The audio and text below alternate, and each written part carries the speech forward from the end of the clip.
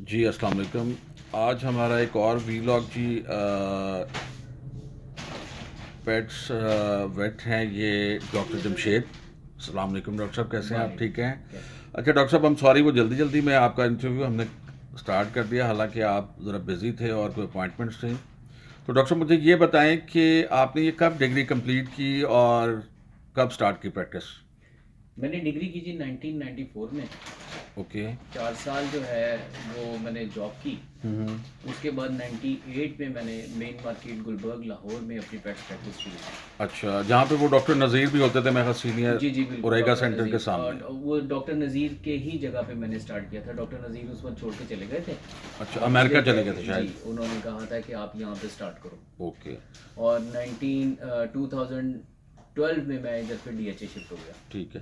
Doctor साहब मुझे ये बताएं कि क्या हमारे मतलब हमें तो अवेयरनेस ही बड़ी लेट कह लें, या अभी अगर सोशल मीडिया या नेट पे कोई ब्रीड्स स्पेशलिटी या डिजीज़ के बारे में, या आप क्या कहते हैं लाहौर में किस कैटेगरी के वेट्स हैं?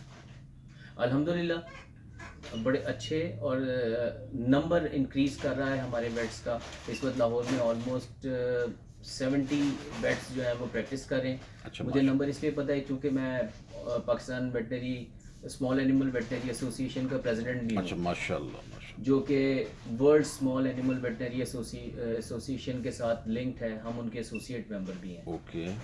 और नंबर मुझे पता है। और अल्हम्दुलिल्लाह माशाल्लाह सब जो हमारे वेट्स हैं वो जी। अच्छी प्रैक्टिस कर रहे हैं।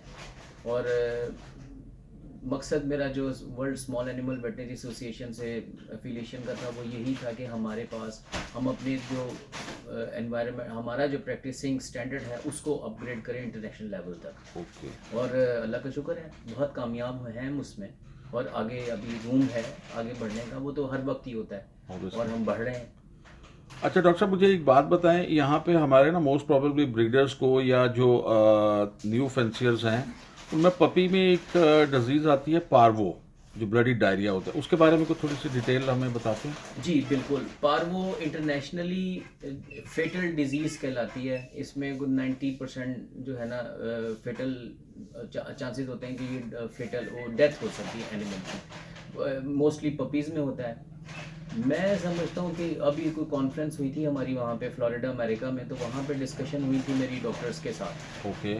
उनसे जो डिस्कशंस हुई उसमें मैंने जो असेस किया वो ये कि जो पेरेंट्स हैं, पेरेंट्स पपी ग्रैंड के पेरेंट्स पेरेंट्स। पपी के, ठीक है। कोई भी पेरेंट्स जो हैं वो प्रॉपरली वैक्सीनेटेड होने चाहिए, नंबर वन।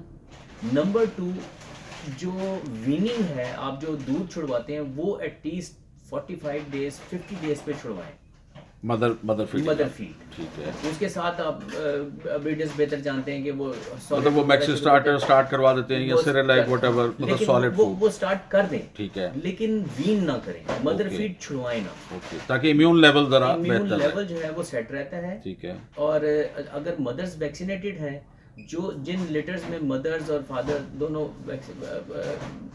साइरोडैम वैक्सीनेटेड होते हैं, मैंने नहीं देखा कि उनमें पार्वो आता हो। अच्छा डॉक्टर साहब, हमारे यहाँ या शायद अभी इतनी अवेयरनेस नहीं है कि अभी कॉन्सेप्ट नहीं है कि अगर पपी को वैक्सीनेशन कंप्लीट करा लिया तो फिर सारी ज़िंदगी वैक्सीनेशन करवाने की ज़रूरत ही नहीं है, तो आप क्या कहते हैं? नहीं जी बिल्कुल नहीं। वैक्सीनेशन कंप्लीट जो कोर्स है वो 4 टीकों का होता है इनिशियली जब पपीज़ होते हैं।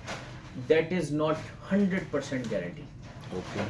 वो भी हम 98% 99% कहते हैं कि जी पपी इम्यून हो गया है। 100% फिर भी गारंटी ये मैन्युफैक्चरर जो है उसने भी मेंशन किया होता है। ठीक है। और इसमें भी दो राय है कि एक दफ़ा वैक्सीनेशन शेड्यूल मुकम्मल हो गया तो अभी दोबारा करवाना या नहीं करवाना। हमारे स्कॉटलैंड के प्रोफेसर हैं, प्रोफेसर माइकल जे, ओके।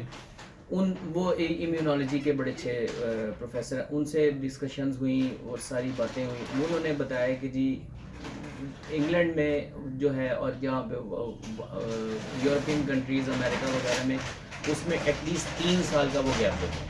ठीक है। लेकिन फिर बात वही है कि हमें अपनी सिचुएशन देखनी है, हमें पाकिस्तान की सिचुएशन देखनी है कि यहाँ पे पार्वो प्रिवेलेंस कितना है।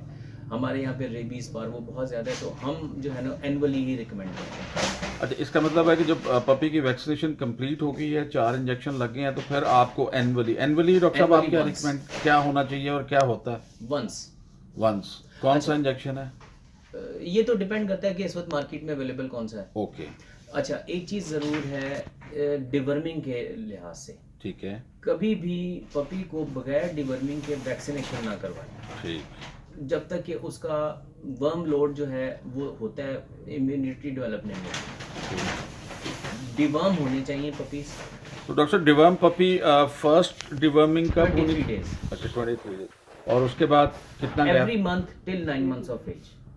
ओके, और और डोज उसके बाद- सेम रहेगी?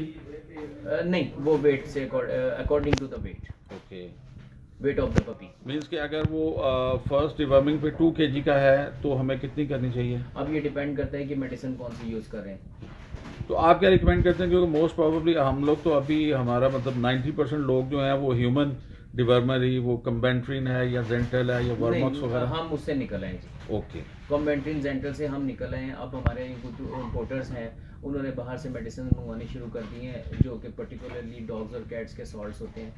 अब हम वही यूज़ करते हैं। मतलब ये यूजलेस हैं जो हम लोग कर रहे हैं अभी यूजलेस तक? नहीं है, यूजलेस नहीं है। वर्म लोड होता है, कोई 50-60% कम हो जाता है। हाँ। अच्छा डॉक्टर साहब, ये कुछ ब्रीडर्स हमारे पुराने जी अब जो एक्सपीरियंस्ड शौकीन हैं वो कहते हैं कि जी मतलब आप अगर 23 डेज पे पप को करते हैं तो फिर आफ्टर 10 डेज करें, क्योंकि वो एग्स जो हैं वो अलाइव रहते हैं वर्म्स के। मैं ये रिकमेंड करता हूँ कि जब फीमेल जो प्रेग्नेंट फीमेल है उसको 55 डेज के ऊपर आप डिवॉर्म करें। अच्छा, कोई डेंजरस नहीं है? नहीं, 55 days of pregnancy, okay, confirm pregnancy हो 55 डेज पे उसको डिवर्म करें ताकि जो उसके मिल्क में और जो दूध में एग्स ट्रांसफ़र होते हैं वो ना हो। ठीक है। अच्छा डॉक्टर साहब, मुझे एक और चीज़ बताएं कि हमारे यहाँ पे क्या वेट का फ्यूचर ब्राइट है? मतलब या आज से कोई 15 साल पहले, 20 साल पहले जैसे लोग बाइक पे या वेट को इतनी इम्पोर्टेंस नहीं देते थे, तो अब आपका एक्सपीरियंस क्या कहता है कि क्या रिकग्नाइज हो गया है वेट? मैंने जब प्रैक्टिस शुरू की थी 98 में, उस वक्त हम 2 या 3 लोग जो थे वो प्रैक्टिस कर रहे थे ओके, लाहौर में। सही, अब 75 हो गए हैं, माशाल्लाह। तो हमारा स्टैंडर्ड बढ़ा है। मीन्स कि आप कहते हैं कि अगर एक अच्छा वेट मतलब उसका एटीट्यूड अच्छा है और वो अपनी सर्विसेज अच्छी देता है डॉग फेंसियर को, तो वो सरवाइव कर सकता है। बिल्कुल जी, सर्वाइव कर सकता है। और ये तो मार्केटिंग और वो सब चीज़ें काउंट करती हैं, और सबसे ज़्यादा जो काउंट करता है वो एक्सपर्टीज़ काउंट करती हैं। बिल्कुल, अच्छी ट्रीटमेंट, अच्छा फॉलो अप, वो क्लाइंटेज बढ़ेगी बढ़ेगी। तो डॉक्टर साहब क्या मतलब आप क्लिनिक पे ही प्रैक्टिस करते हैं या आप मतलब आउटडोर भी सर्विस देते हैं, या कोई फार्म हाउस या कोई ऐसी कोई कंपनी या कोई ब्रीडर्स जिनसे आप एफिलिएटेड हों या जिनसे आपका राब्ता हो? फार्म हाउसेज मैं जी मोस्ट ऑफ द टाइम मैं क्लिनिक पे ही करता हूँ, राइट, और कुछ चंद हैं फार्म हाउसेज जो मेरे पुराने क्लाइंट्स हैं, ठीक है, उनको फिर वो विजिट करना ही ठीक पड़ता है। नए लोगों को मैं अवॉइड करता हूँ, उसमें फिर मेरी जो टीम है Right. उसमें हम डेजिग्नेट कर देते तो हैं। डॉक्टर साहब ये आपका एड्रेस क्या बनता है इधर, मतलब आपके क्लिनिक का? अगर कोई मतलब विजिट ये- करना चाहे, डिस्क्रिप्शन में हम आपका नंबर तो दे देंगे, लेकिन एड्रेस ज़रा प्रॉपर बता देंगे आप? इसमें जी अगर गूगल सर्च पे आप जाएं, जमशेद पेट्स हॉस्पिटल लिखें, हमारी एग्जैक्ट लोकेशन आ जाती है। ठीक है, और पोस्टल एड्रेस जो है उसको हम F2 commercial phase 1 DHA Lahore. Right, ठीक है। तो डॉक्टर साहब आपने स्पेशलाइज मतलब किस में, फिजिशियन हैं आप, गायनी में हैं या क्या मतलब? Physician and surgeon. Physician and surgeon, right, ठीक है। तो डॉक्टर साहब मुझे एक और क्वेश्चन करना है। हमारे यहाँ जो ये टिक्स का इशू आता है, क्या ये टिक फीवर के बाद या टिक्स लगने के बाद मेल और फीमेल में प्रोडक्शन लेवल वही रहता है? मतलब वो ब्रीडिंग के लिहाज से आप क्या उसको सजेस्ट करेंगे कि कोई उसका ट्रीटमेंट होना चाहिए या कोई लेटर ऑन मल्टीविटामिन?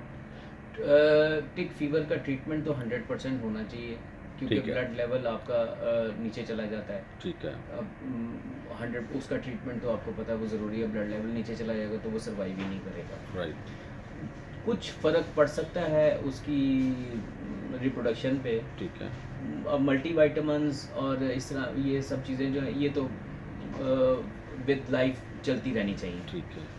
मतलब आप रिकमेंड करते हैं कि डॉग्स को मल्टीविटामिन देने चाहिए, बिल्कुल देने चाहिए। और वो कितना मतलब पीरियड हो, 1 वीक 1 मंथ या नहीं, जो ओल्डर हैं थोड़े से, कुछ 6-7 साल के जो मेल्स हैं, उनको तो आप लाइफ लॉन्ग देंगे। ठीक है, इनिशियली आप ऑफ एंड ऑन कर सकते हैं। दे सकते हैं, ठीक है। तो डॉक्टर साहब आपके टाइमिंग्स क्या हैं मैं क्लिनिक के? क्लिनिक के जो मेरे टाइमिंग्स हैं वो 12 to 10, और मैं खुद जो होता हूँ यहाँ पे 12 to 8 होता हूँ। 12 to 8, ठीक है। तो डॉक्टर साहब कोई और कोई मैसेज किसी लाइक हम लोग जो पेट फेंसियर हैं, हम लोग मतलब अब लेटर ऑन भी आपसे वो एडवाइजेस तो लेते रहेंगे, लेकिन कोई वैक्सीन के लिए या कोई और आप क्या एडवाइस करेंगे? वैक्सीन आप खुद मत करें। ठीक है, इसमें सबसे इम्पोर्टेंट जो होती है वो कोल्ड चेन होती है। हाँ, हाँ। यस, एक और इम्पोर्टेंट क्वेश्चन वो एस्पेक्ट है पार्वो होने का, कि जी वैक्सीनेशन हो गई, पार्वो हो जी। गई। उसमें हम लोगों ने जो एनालिसिस किया वो ये किया कि वैक्सीन की कोल्ड चेन मेंटेन नहीं हुई, वैक्सीन की एफिकेसी ख़राब हो गई और उसने असर ही नहीं किया। मतलब अक्सर लोग कहते हैं जी हमने तो वैक्सीनेशन करवाई हुई थी फिर भी पार्वो हो गई है। बिल्कुल, वो उसमें मोस्ट ऑफ द टाइम वो यही चांस हो सकता है कि वैक्सीन जो है उसकी कोल्ड चेन मेंटेन नहीं हो पाई राइट। और उसकी एफिकेसी ख़राब हो गई। Thank you very much doctor साहब, इंशाल्लाह आपसे फिर आपका टाइम लेंगे और आपसे एडवाइजेस भी लेंगे। जज़ाकल्लाह इंशाल्लाह। सर, थैंक यू, अस्सलाम।